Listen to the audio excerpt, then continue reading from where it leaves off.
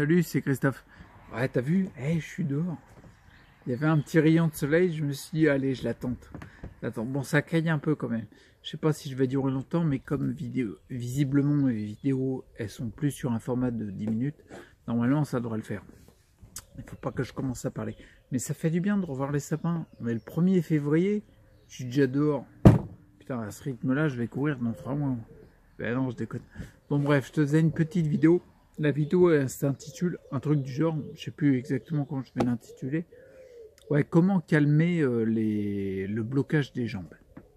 C'est le truc parce que, en fait, donc je te dis direct, moi je suis pas spécialiste. Tu vois, je suis pas scientifique derrière un microscope à regarder les microbes et tout ça.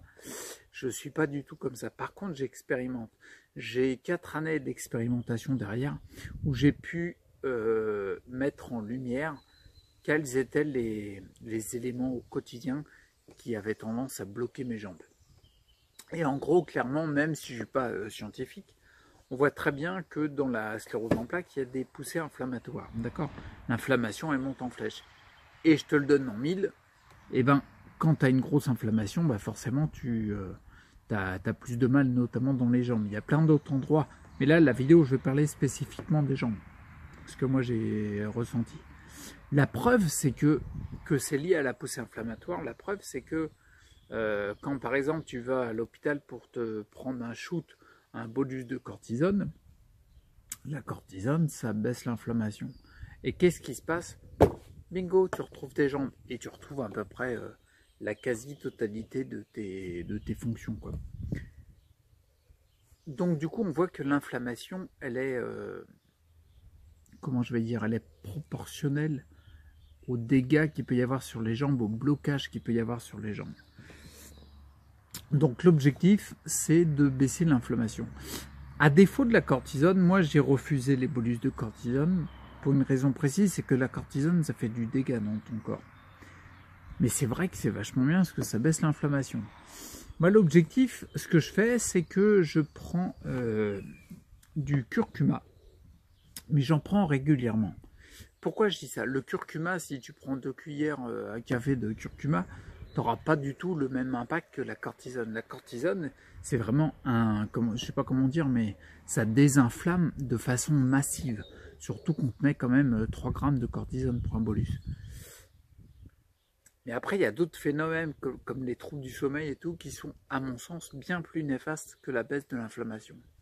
Avec le curcuma, tu n'auras pas ça. Et le truc que je veux dire, c'est que prendre une petite dose anti-inflammatoire régulièrement, je trouve ça beaucoup plus logique et beaucoup plus impactant pour la baisse de ton inflammation. Dans le fond, tu vas pas avoir un gros shoot par rapport à la cortisone massive, mais je m'explique. Par exemple, si je prends l'exemple du seau d'eau. Si tu prends... Tiens, il y a le chat qui vient de dire bonjour. Ouais, attends, excuse-moi, je fais une vidéo. Si tu prends le seau d'eau, par exemple, tu prends un seau d'eau rempli et tu balances la flotte sur la terre. Sur de la terre, quoi. Bah, tu auras un impact léger sur la terre. Toute la flotte, elle va se répandre, puis elle va se dissoudre. Par contre, tu prends le même seau d'eau et à un endroit précis sur la terre, tu le fais tomber goutte à goutte. Et ben, tu vas voir que dans ta terre, il va y avoir des creux qui vont se former. L'impact de la même quantité d'eau pris à petites doses régulières est plus important que l'impact du gros seau d'eau fait massivement. Donc moi, je pense qu'il y a un intérêt vraiment prioritaire, primordial à prendre des petites doses d'anti-inflammatoires, surtout naturelles, qui n'apportent pas d'effet délétère, pour commencer à réduire ton inflammation. Concrètement, moi j'en prends quand même du curcuma, j'en prends pas mal.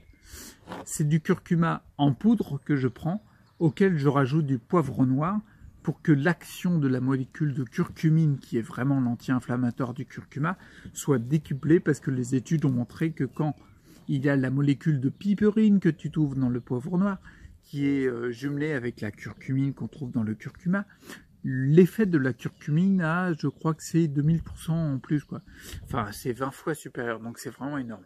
Donc moi, j'achète du curcuma bio en poudre et je mets 1,5 cuillère de poivre noir, ou 2, je crois, dans 500 grammes de curcuma. Et ce mélange-là, je prends 4 cuillères à café le matin et 5 le soir. pourquoi 5, je sais pas pourquoi je fais ça. Mais bref, l'objectif, c'est d'avoir quelque chose d'assez important, mais régulier. Beaucoup moins fort que de la cortisone, on est bien d'accord là-dessus, mais par contre régulier. Et c'est ça l'important. Tu vois, pour reprendre un exemple sur le fait que la régularité, même à petite dose, est plus importante que le gros impact massif que tu vas avoir. Si par exemple tu prends un mec, j'en avais déjà parlé dans une vidéo, mais je sais plus laquelle, si tu prends un gars, tu lui dis, bah tiens, toi tu fais, un gars ou une meuf, peu importe, tu fais 365 pompes le 1er janvier et rien le reste de l'année, quoi. Et ben tu auras beaucoup plus d'impact sur la modification de ton corps si tu fais une pompe tous les jours. T'en fais 365 en tout, d'accord? Mais par contre, tu les fais régulièrement et à petite dose. Et là, le corps, il s'habitue. On appelle ça l'effet mémoire, ou la méthode des petits pas. Bon, bref, ça, c'est le côté baisser l'inflammation.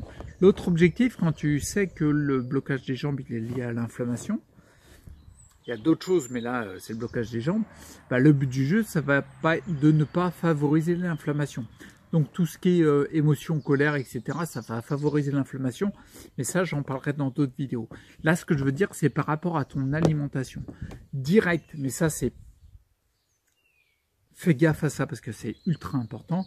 Il faut éviter les aliments solanacés. J'ai pas fait de vidéo encore dessus en détail pour te donner la liste des aliments, mais je vais te donner les premiers. Ils sont très importants parce que les aliments solanacés, on appelle ça des aliments pro-inflammatoires, c'est-à-dire qui favorisent l'inflammation. Donc forcément, quand on mange, ton inflammation, elle monte. Et du coup, comme le blocage des jambes, il est lié à l'inflammation, et ben ton blocage des jambes, il monte aussi. Je me suis vu rester bloqué dans le lit à cause d'aliments comme ça, tu vois. Donc, le truc à retenir, moi, ce que je retiens, c'est 4 PTA. 4 PTA, je trouve que ça sonne bien. Ouais, ça commence à cailler là. 4 PTA, ça sonne bien. 4P, c'est, alors les 4P, c'est patate, poivron, paprika, piment. Patate, poivron, paprika, piment. TA, c'est tomate et aubergine. Donc, patate, paprika, poivron, piment, tomate, aubergine, c'est à éviter grave. Moi, j'ai pris une fois un poulet avec du paprika, tu veux dire, c'est rien du tout. Le lendemain, mes jambes ne bougeaient plus. J'avais trop de mal.